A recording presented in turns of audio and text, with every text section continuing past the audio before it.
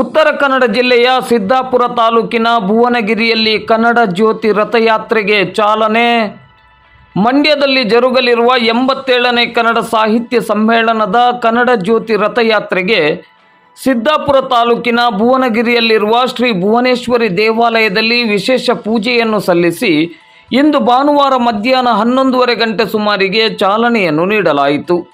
ಕನ್ನಡ ಜ್ಯೋತಿ ರಥಯಾತ್ರೆಗೆ ಚಾಲನೆಯನ್ನು ನೀಡಿ ಮಾತನಾಡಿದ ಜಿಲ್ಲಾ ಉಸ್ತುವಾರಿ ಸಚಿವರಾದ ಮಂಕಾಳು ಎಸ್ ವೈದ್ಯ ಅವರು, ಕನ್ನಡ ನಾಡು ನುಡಿಯನ್ನು ಮೇಳೈಸುವ ಅಖಿಲ ಭಾರತ ಕನ್ನಡ ಸಾಹಿತ್ಯ ಸಮ್ಮೇಳನಕ್ಕೆ ಕನ್ನಡಿಗರು ಹೆಚ್ಚಿನ ಸಂಖ್ಯೆಯಲ್ಲಿ ಭಾಗವಹಿಸುವ ನಿಟ್ಟಿನಲ್ಲಿ ಈ ರಥಯಾತ್ರೆ ಸ್ಫೂರ್ತಿಯಾಗಿದೆ ಎಂದರು.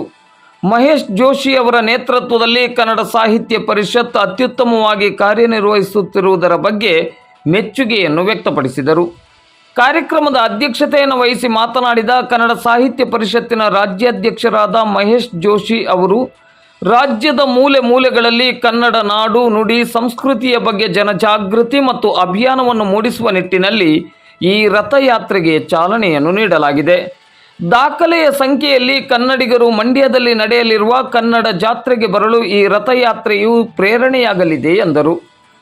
ಕಾರ್ಯಕ್ರಮದಲ್ಲಿ ಮುಖ್ಯ ಅತಿಥಿಗಳಾಗಿ ಜಿಲ್ಲಾಧಿಕಾರಿ ಕೆ ಲಕ್ಷ್ಮೀಪ್ರಿಯ, ಶಿರಸಿ ಸಿದ್ದಾಪುರ ಕ್ಷೇತ್ರದ ಶಾಸಕರಾದ ಭೀಮಣ್ಣ ನಾಯ್ಕ್ ಭಾಗವಹಿಸಿ ರಥಯಾತ್ರೆಗೆ ಶುಭ ಕೋರಿ ಮಾತನಾಡಿದರು.